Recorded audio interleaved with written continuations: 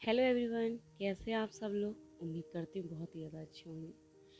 और आज जो है मैं बनाने जा रही हूँ श्री गुरु प्रेमानंद जी महाराज की पेंटिंग। और मैं इसको ट्रेस करूँगी कार्बन पेपर की हेल्प से। और मैंने ये प्रिंट आउट निकलवा लिया था क्योंकि मैं इतनी बड़ी आर्टिस्ट नहीं हूँ, लेकिन पता नहीं क्यों मेरे पास ये MDF बोर्ड पड़ा हुआ था जो कि बहुत पुराना है, 2 साल पुराना। और जब भी देखो तो मुझे लगता है इस पर कुछ बनाऊँ, मैं बनाऊँ, बट ऐसा होता था कि दिमाग में कुछ आइडिया आते ही नहीं है। कभी कभी ऐसा होता है कि बिल्कुल ब्लैंक हो जाता है माइंड और कोई आइडिया ही नहीं आते हैं। ठीक है, तो अचानक से पता नहीं क्यों मुझे एक दिन मैं फ़ोन देख रही थी तो उसमें गुरु प्रेमानंद जी महाराज की पिक्चर्स आई। तो मैंने कहा क्यों ना अब इन्हीं को ही ड्रॉ किया जाए, जो कि जगत गुरु हैं, सबके गुरु हैं और सब इनको फॉलो करते हैं और इनका कहना भी मानते हैं। और सब लोगों ने, जिसमें सबसे ज़्यादा युवा पीढ़ी ने अपनी लाइफ को चेंज किया है इनके मार्गदर्शन से। तो यहाँ पे मैंने इनका जो है ट्रेस कर लिया है कार्बन पेपर से। अब हम इसमें करेंगे कलर।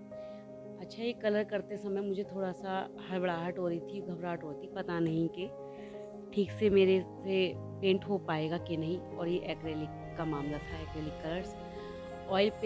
ऑयल कलर जो हैं, ऑयल वो मैंने कैनवास में यूज़ कर रखे थे।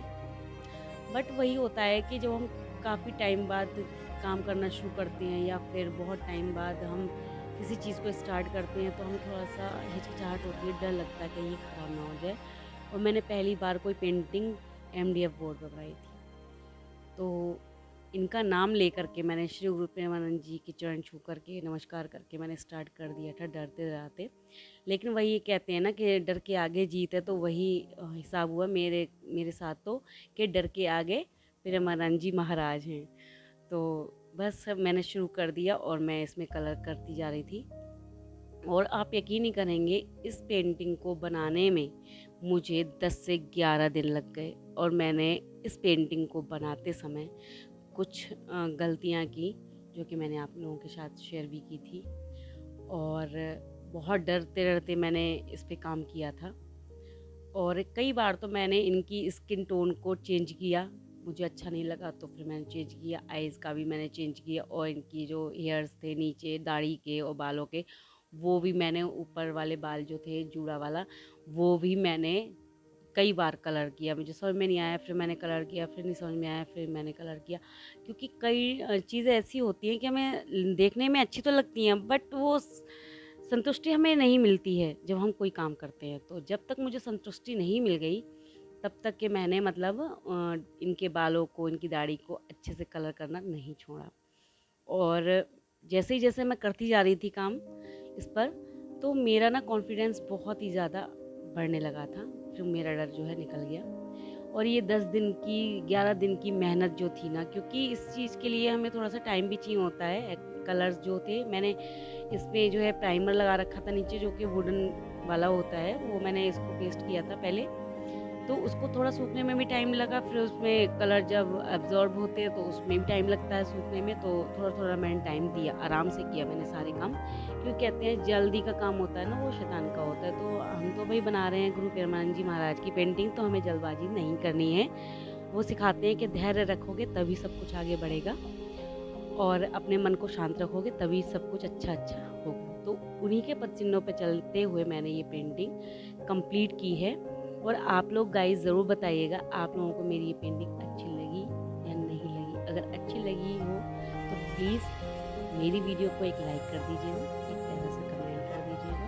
और हाँ, सब्सक्राइब करना तो बिल्कुल मत भूलिएगा, क्योंकि इतनी मेहनत लगी है तो एक सब्सक्राइब तो होता ही है ना। तो अब यहाँ पे हमारे ये कलर्स वगैरह फिल हो रहे हैं। यहाँ पे हेयर हमने कर दिए हैं, लेकिन ये हेयर में मेरे को बार बार हो रहा था कि मुझे ऐसे नहीं चाहिए, मुझे ऐसे चाहिए। तो कलर का जो था, ये ब्लैक वाला और ब्राउन, मैंने दोनों मिक्स किए थे। और मिक्स करने के बाद ही हमें ये हेयर के कलर हमें मिला। तो यहाँ पे कलर करते करते हमें कहीं कहीं वाइट कलर का भी टच देना था और ग्रे कलर का भी टच देना था। तो वो मेरे से थोड़ी सी मिस्टेक्स हो रही थी, तो वो मैंने थोड़ी थोड़ी करके अपनी सुधारी। मतलब काफ़ी मिस्टेक्स इसमें मैंने की थी, क्योंकि ऐसा होता है हम बहुत दिनों बाद कोई काम स्टार्ट करते हैं ना, तो हमसे कुछ ना कुछ गलती होती ही जाती है। और कहते हैं कि गलती करके ही इंसान कुछ सीखता है, तो वही मैंने किया है, मैंने बहुत कुछ सीखा। और आप लोग बताइएगा कि आप लोग जब कुछ भी बनाते हैं तो आपसे कितनी गलती होती है। मेरे से तो भाई साहब बहुत ज़्यादा होती है। मोस्टली मेरे से पेंटिंग में होती है, DIY बनाती हूँ, मेरे से इतना नहीं होता। मेरे से गलती फर्स्ट टाइम में ही स्टार्ट हो करके और फिनिश हो जाता है, क्योंकि पता नहीं क्या है, DIY बनाती हूँ तो मेरे से बहुत अच्छे से बन जाते हैं। बट पेंटिंग के मामले में भाई साहब मेरा तो हाथ टांग सभी नील है, समझ जाइएगा आप, ठीक है। अच्छा, तो अब यहाँ पर जो है इनके हेयर्स और दाढ़ी कंप्लीट हम कर रहे हैं, तो अब यहाँ पर हम कलर करते जाएंगे, ठीक है। और हिसाब से ही करेंगे। इनकी लिप्स में भी मेरे को थोड़ा सा लगा, मुझे लिप्स करने नहीं आए, पता नहीं कि क्यों भाई, मुझे नहीं समझ में आ रहा था मैं इनके लिप्स कैसे ही करूं, लेकिन फिर भी मैंने अपनी कोशिश की। बहरहाल मैंने कहीं सीखा नहीं है कुछ भी, जो भी है मेरा अपना अनुभव है। और जो मेरी फर्स्ट से लेकर के BA तक की जो मेरी आर्ट एंड पेंटिंग मेरी थी, तो उसका अनुभव मैंने 20 साल बाद मैंने करना शुरू किया। काफ़ी टाइम हो गया मुझे कॉलेज छोड़े हुए, तो उस पहले ही किया, BA तक मैंने की थी ये पेंटिंग्स वगैरह, उसके बाद मैंने छोड़ दी थी, क्योंकि थोड़ी पढ़ाई मैंने दूसरी टाइप की करने स्टार्ट कर दी थी। मतलब आप समझ सकते हैं, ये सब्जेक्ट छोड़ करके आर्ट एंड पेंटिंग का दूसरा ले लिया था सब्जेक्ट, तो इसलिए छूट गई थी। वरना मेरे जो अंदर का जो कीड़ा था ना पेंटर का, बहुत ही ज़्यादा था। कलाकार एक मेरा बहुत मन था कि मैं ड्राइंग एंड पेंटिंग लूँ और आगे बढ़ूँ, बट नहीं हो सका। कुछ परिस्थितियाँ ऐसी आ जाती हैं कि हम नहीं कर सकते, फिर जो हम चाहते हैं वो हमें नहीं मिलता, हम नहीं कर सकते, है ना। तो कोई नहीं, अब हम अपनी शौक अपने उससे पूरा कर रहे हैं। जो मेरा पैशन है वो मैं ऐसे ही कंप्लीट करूँगी। बस मैं अपना टाइम ऐसे ही निकालती हूँ, ऐसे ही अपना पूरा टाइम बिता देती हूँ। सुबह जो होती है भाग दौड़ की ज़िंदगी होती है, बच्चों का लंच बनाना, फिर हस्बैंड के लिए बनाना नाश्ता, फिर लंच, ये सब कुछ बनाते बनाते और सारे घर का काम निपटाते, क्योंकि ना ही तो मेरी कोई बेटी है मेरे घर में अपनी, ना ही कोई मेड है। मैं सारे काम अपने से खुद करती हूँ। और बच्चे भी मेरे छोटे हैं, ज़्यादा बड़े नहीं हैं। वो अगर हेल्प कराते छोटी मोटी तो करा देती हूँ, उनसे कह देती हूँ हाँ भी ये काम कर लो छोटा मोटा, लेकिन बड़ा काम में कोई नहीं देता, क्योंकि दोनों भी नादान है। उनका बचपन में कुछ छीन है ना, बचपना छीनने का मतलब पाप माना जाता है। अभी तो उनकी और मतलब सारा सब कुछ मैं अकेले ही मैनेज करती हूँ। आप समझ सकते हैं कि एक लेडीज़ के लिए पूरे घर का काम निपटाना, फिर उसके बाद में अपना टाइम निकाल करके आराम के जो टाइम होता है उसमें मैं ये सारा काम करती हूँ। कुछ लोग मुझसे पूछते हैं यार तुम कैसे कर लेती हो, यार कैसे कर लेती हो, इतना टाइम तुम्हें कैसे मिल जाता है। तो मैं कहती हूँ टाइम मिलता नहीं है, टाइम निकालना पड़ता है। और जिसके अंदर कुछ भी करने का वो हुनर होता है ना, कि अपनी कला को दिखाने का या अपना हुनर दिखाने का, तो वो कुछ भी करके टाइम अपना मैनेज कर लेता है, निकाल लेता है अपने काम के लिए, ठीक है। तो मैं सभी से ये कहूँगी, जो भी वुमेंस हैं अपनी लाइफ में बिजी हैं, बहुत सारा काम करती हैं, मैं जानती हूँ काफ़ी लेडीज़ ऐसी होंगी, वुमेंस ऐसी होंगी जो कि सिर्फ घर का काम ही निपटा पाती हैं, कुछ भी नहीं कर पाती। तो मैं उनसे कहती हूँ कि कुछ टाइम अपने लिए निकालो, अपने शौक़ के लिए निकालो। जो शौक़ ऐसे होते हैं कि हमें कुछ करना है, अपनी पहचान बनानी है, तो वो ऐसे ही करना पड़ता है, अपना टाइम निकालना पड़ता है। हमें कभी टाइम नहीं मिल सकता। औरत की लाइफ ऐसी है, मरते टाइम तक हमें कोई टाइम नहीं देने वाला, ठीक है। जेंट्स जाते हैं कमाने के लिए तो उनको संडे मिलता है, बट हम लेडीज़ के लिए संडे भी नहीं मिलता। आप देखिए पहले, चाहे आप बीमार हों, आपको कुछ भी हो रहा हो आपके साथ, आपके शरीर में ताकत नहीं है कुछ काम करने की, फिर भी आपने करना है। क्यों करना है? क्योंकि आप लेडीज़ हो, क्योंकि आपके दम पर पूरा घर चलता है, आपके हस्बैंड, आपके बच्चे, सब कुछ आप ही मैनेज करते हो। तो पॉसिबल नहीं है कि आपको आराम मिले और टाइम निकले, तो अपने आप से खुद निकालना पड़ता है, ठीक है। तो यहाँ पर जो है मैंने, पता नहीं लोग कहेंगे मैं बहुत बड़े बड़े लेक्चर दे रही हूँ, पता नहीं, भगवान जाने। और किसी को अगर कोई बात हर्ट हुई हो ना मेरी इसमें, तो प्लीज़ वीडियो में, तो प्लीज़ सॉरी एंड माफ़ कर देना। मैंने कहीं कुछ भी गलत नहीं बोला है। अगर किसी को हर्ट हो गई कोई बात, तो प्लीज़ ठीक है, इग्नोर करिएगा, ओके।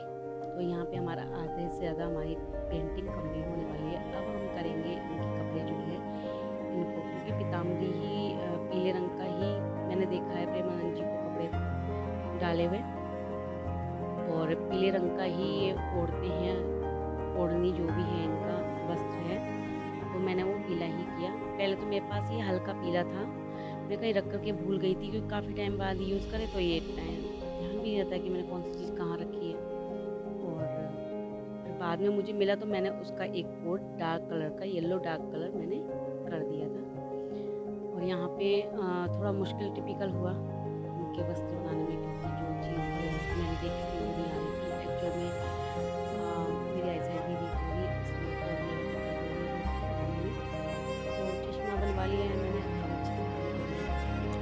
और बीच बीच में मुझे ना बीच में प्लेट भी आई थी, और खाना तो मैं खा नहीं सकती थी क्योंकि हाथ हो जाते, फिर हाथ गंदे भी होते, तो मुझे डर लग रहा था अगर मेरे गंदे हाथों को कहीं मैंने टच कर दिया तो मेरी पेंटिंग भी ख़राब हो जाएगी। तो इसलिए मैंने सिर्फ सोचा कि फ्रूट्स ही खा करके अपना गुजारा किया जाए, ब्रेक लिया जाए। तो 2 मिनट का मैंने ब्रेक लिया था, फटाफट केला फिनिश करके फिर मैं लग गई थी काम में।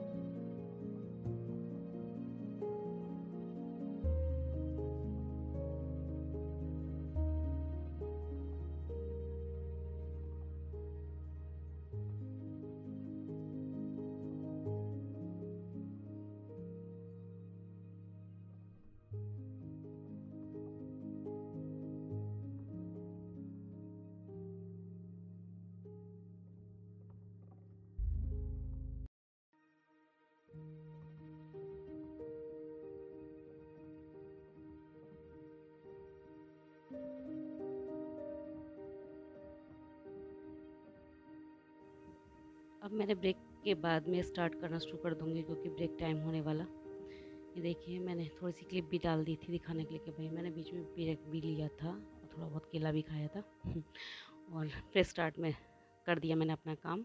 अब यहाँ पर जो इनकी माला है गले में पड़ी हुई, तो हम उसको ऐसे देंगे, बनाएंगे छोटे छोटे फ्लावर्स, अलग अलग कलर्स में हम बनाएंगे, पूरा ऐसे ही फुल फिल करेंगे, कहीं वाइट, कहीं रेड, कहीं येलो, कहीं पिंक, कहीं ब्लू, कहीं ग्रीन। लीफ का भी मैंने थोड़ा थोड़ा टच दिया है, तो आपको समझ जाएंगे आप जब मेरा पूरा हो जाएगा ना, जब ये माला पूरी हो जाएगी इनकी, तो आप समझ जाएंगे। और उसके बाद में फिर मैंने थोड़े से, मेरे पास फ्लावर वाले स्टोन्स भी थे कलरफुल, तो वो भी मैंने इसमें स्टिक कर दिए थे। ठीक है, अब यहाँ पे गलती में से ये हुई थी कि मैंने यहाँ पर पूरे पीछे बैकग्राउंड में जो है राधा राधा लिखा था, तो एक साइड में सारे में मैंने पहले लिख दिया, मतलब मुझे कम से कम 1.5 से 2 घंटे लगे थे राधा राधा लिखने में सिर्फ। ठीक है, तो अब मैंने क्या किया, मैंने उसको 15 मिनट के लिए रेस्ट दिया था सूखने के लिए, कि पूरा सूख जाए। अब मुझे नहीं मालूम, जहाँ पे मैंने लास्ट टाइम में लिखा था, मैंने क्या हुआ, मैंने वहीं पर वार्निश करने के लिए वार्निश डाल दिया। जब मैंने उस पर ब्रश चलाया तो वो पहले स्ट्रोक में ही मतलब जो है सारा का सारा मिटल गया, गड़बड़ हो गया भाई, क्या बोलूँ मैं। तो मुझे ये रियलाइज़ हुआ कि कम से कम इसको 1 दिन तो देना चाहिए, मतलब एक्रेलिक कलर भी कर रहे हैं आप, या ऑयल पेंट भी कर रहे हैं, ऑयल पेंट जो कलर्स होते हैं वो कर रहे हैं, तो आपको कम से कम 1 दिन तो देना चाहिए रेस्ट के लिए, तब आप वार्निश करो उस पर, या कुछ टाइम, 3 घंटे, 10 घंटे, या फिर 2 घंटे। ठीक है, ऐसे करके आपको रेस्ट देना है उस पेंटिंग को सूखने के लिए, तब जाके आप वार्निश करना, वरना आपके भी ना पेंटिंग पर और जो भी आप काम करते हो उस पर ना वार्निश फिर जाएगी। लोगों का पानी फिर जाता है, मेरी वार्निश फिर गई, तो आप लोगों की भी फिर जाएगी। ठीक है, तो इस चीज़ का थोड़ा सा आप ध्यान रखें, जहाँ जहाँ मैं मिस्टेक करी है मैंने, तो मैं आपको बताती चल रही हूँ और समझाती चल रही हूँ, क्योंकि ये मिस्टेक्स मोस्टली ज़्यादातर लोगों से होती है, ध्यान नहीं रहता। एक्चुअल में क्या होता है, हम बना देते हैं सब चीज़ें, तो हमें लगता है अरे ये तो टाइम ज़्यादा हो गया और यहाँ पे ठीक हो जाएगा, जो हम करेंगे ठीक हो जाएगा, लेकिन वहाँ पर ही गड़बड़ हो जाता है, लास्ट टाइम में आकर के गड़बड़ हो जाता है। ठीक है, तो ये प्लीज़ मिस्टेक आप ना करें।